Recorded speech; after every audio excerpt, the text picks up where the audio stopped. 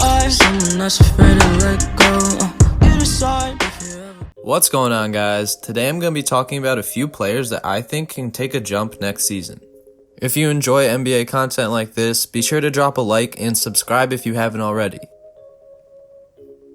The first player I have on my list is Lonzo Ball. He was taken second in the 2017 draft by the Lakers, then later was a part of the trade package that brought AD to LA.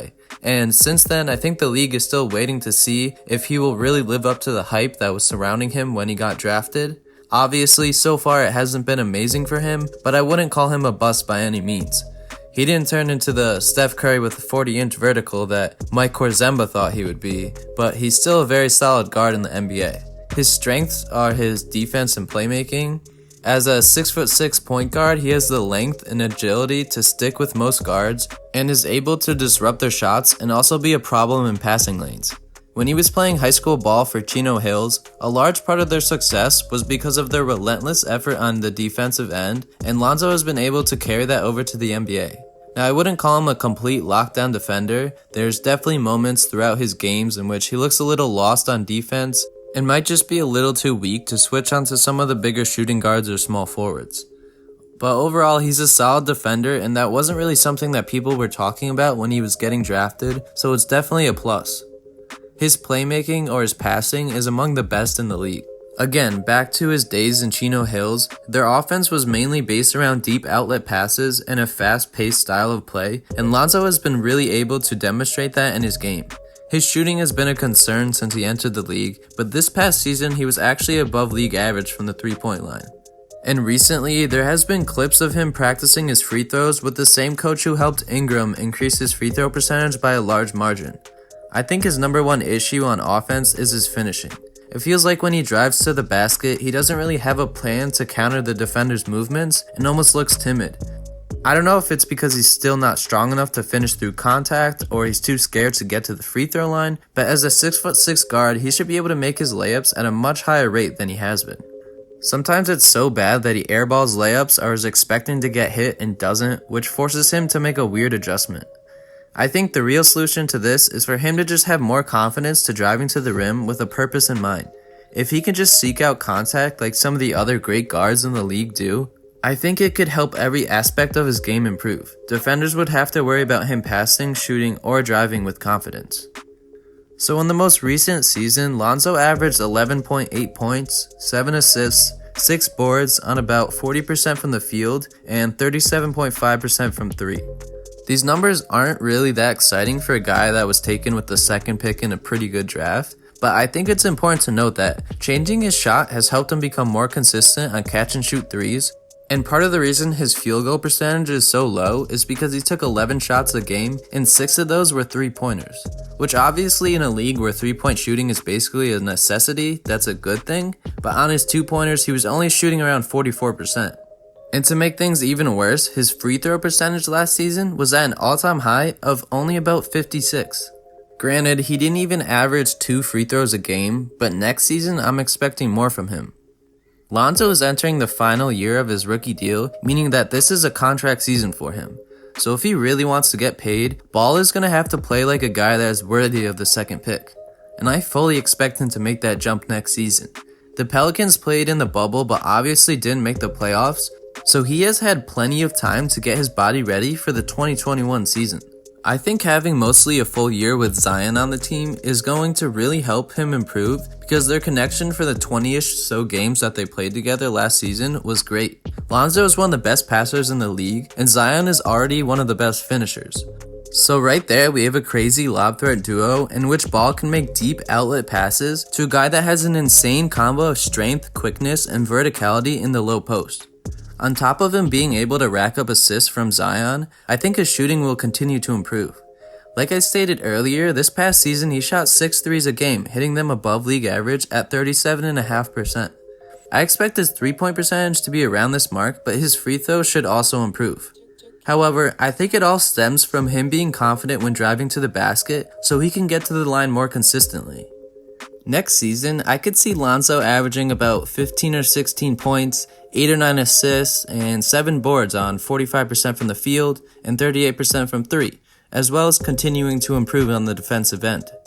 While these numbers might not look like a huge jump from last season, I think the problems in his game go beyond just his box score stats. His jump will be one from a timid player that is too passive when he has the ball and takes questionable shots from time to time, to a player that is aggressive when driving because he knows he can knock down free throws, can confidently take catch and shoot threes, and just has an overall better sense of what is considered a good shot in the NBA. The second player on my list is Michael Porter Jr. This guy had so much hype surrounding his name when he was in high school and was even ranked as the top player in his draft class at one point. However, due to back injuries and eventually having rumors about needing surgery before even entering the NBA, many were concerned that he would not be able to live up to the hype. He was taken with the 14th pick, or the last pick in the lottery, by the Nuggets in the 2018 NBA draft. And since he had surgery on his back, and the team didn't really need him to play right away, both MPJ and the Nuggets made the smart decision by sitting him out his entire rookie season. So this past season was technically his first year in the NBA, and I think most would agree that he was a pleasant surprise. He didn't really get too much playing time in the regular season, mostly because the Nuggets were fighting for a top 4 seed in a tough Western Conference, but when he did play, he typically had a positive impact that went beyond just his stats. He is a 6'10" forward that is very mobile for his size and is capable of creating his own shot, finishing through contact, and shooting over smaller defenders. On the defensive end, he definitely looks a little lost at times and has trouble keeping quicker guys in front of him without fouling, but I think his size and length should help him improve on that as he develops. It does seem like MPJ does a good job of being a weak side defender because of his size and athleticism, where he is able to switch onto the guy driving and make a good play at the rim. There were a few times in the playoffs where a guy on the other team would go by their defender and was looking to take an easy layup, but Porter Jr. would step over and contest the shot or even make a nice chase down block. Now obviously these are just little positives on the defensive end, and in the grand scheme of things he isn't a good defender right now, but I think a large part of that is because he didn't play enough in the regular season to really figure out how defending in the NBA works. In some of the bubble games before the playoffs started, we saw a glimpse of what MPJ might become in the future. There were multiple games where he was scoring 20, 25 plus points and doing it on great efficiency. He was getting to the rim and finishing through contact, shooting threes with confidence, as well as cutting to the basket when he didn't have the ball in his hands. This past season, he only averaged 9.3 points and almost 5 rebounds on 51% from the field and 42% from 3, but he only played about 16 minutes a game and only attempted 7 shots a game. So obviously the sample size is very small here because he didn't really get the playing time to show what he is capable of on the offensive end. However, like I said earlier, I think that's due to the Nuggets being in win now mode and they were focused on their more established players. In the playoffs, he saw more playing time, where he averaged 11.4 points and about 7 boards on 47% from the field and 38% from 3. So when the team needed him to step up and be that third or fourth option, he was able to give them a nice scoring boost from time to time. And I think playing during important playoff minutes will help his confidence going into the 2021 regular season. I'm expecting the Nuggets to give MPJ a lot more playing time, where he will be able to get into a rhythm and average around 15 to 18 points, depending on how often he gets the ball in his hands. It's clear that he could be an efficient scorer, but I think the main concern for him in the future is staying healthy as well as not being a negative on the defensive end. I think next season, Porter Jr. will be the true third option for this fairly young Nuggets team, and he should really benefit from the 2 stars playing well because the defensive focus will be on them. This will allow MPJ to get more open looks from 3, easier drives to the basket, and more chances for him to move off the ball, which is something he is already pretty good at. When he is in the game without Murray and Jokic, I think he could still be a solid scorer that allows the Nuggets to not completely fall apart when their stars need rest. Overall, I expect MPJ to make the jump from a first-year player with potential to a guy that now gets consistent minutes and takes full advantage of them as a pure scorer. Now before I talk about the 2 guys on the thumbnail, I just want to give a few honorable mentions because there's definitely a ton of players that have the potential to make a jump next season and I won't be able to fully cover all of them in depth. I think a few players on the Bulls have a potential to make a jump next season, such as Lauri Markkanen, Kobe White, and Wendell Carter Jr. The main reason being they no longer have the bad coach of Jim Boylan, who was holding them back, and all three should be healthy and see more consistent minutes in which they are getting opportunities to live up to their true potential. Matisse Thybulle and the Sixers should also see a lot more playing time next season, as he is one of the best young perimeter defenders in the league, and if he could be a more consistent spot-up shooter, there should be no reason for him not to take a jump. I think Jaylen Brown could also take another jump this upcoming season and become a more established scorer, similar to what he was doing in the playoffs, and possibly make his first All-Star team. Jaren Jackson Jr. is another guy that I think has the potential to make a jump because he has all the skills you would want in a modern-day power forward. There's also multiple guys on the Hawks that could make a jump, such as DeAndre Hunter and Cam Reddish, as they could become more consistent 3-and-D players, depending on how healthy the team is and how much playing time they get. Tyler Hero should be averaging closer to 20 points a game, and I don't think that should really surprise anyone. RJ Barrett is another guy that has the chance to make a jump, but I think it really depends on who the Knicks draft, as he doesn't have the ideal set of players around him to succeed. Markelle Fultz might finally get comfortable with his jump shot and be that elite scoring guard that we thought he would be. And Karis LeVert has an opportunity to be a more consistent scorer depending on if he gets traded or not. I think there's definitely more guys that could be mentioned, but a lot of it has to do with how much playing time they get and if they are traded or possibly are in a better situation somewhere else. So the two guys on the thumbnail are obviously Jamal Murray and Luka Doncic, and some people might be wondering how they could take big jumps because they both played amazing in the playoffs, but let's focus on Jamal Murray first. This was his 4th season in the league, and I'd say since his 2nd season, we have been kinda waiting to see him become the player that he is right now. He always had that potential to be an elite shot creator that can score at all 3 levels, but in the regular season, Murray was fairly inconsistent. He averaged 18.5 points, about 5 assists on 45% from the field and 35% from 3, which are definitely really solid numbers from a starting guard. However, there were too many games where Jamal would score like 10 points and just wasn't aggressive at all when he had the ball in his hands. It felt like he could be a great shot creator but wasn't taking the right shots at times and didn't take enough threes for a guy that can knock them down. Then he would have games where he was scoring 30 plus points and looked like a guy that was among the elite point guards in the NBA, getting to the free throw line and shooting pull-up threes in his defender's face. In the playoffs, we got that Jamal Murray.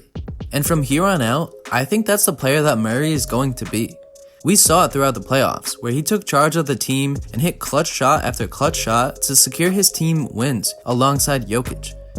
There were very few games in the bubble where Murray was not playing well, and it only really happened when he was getting double teamed or was tired from the long series this Nuggets team had to overcome.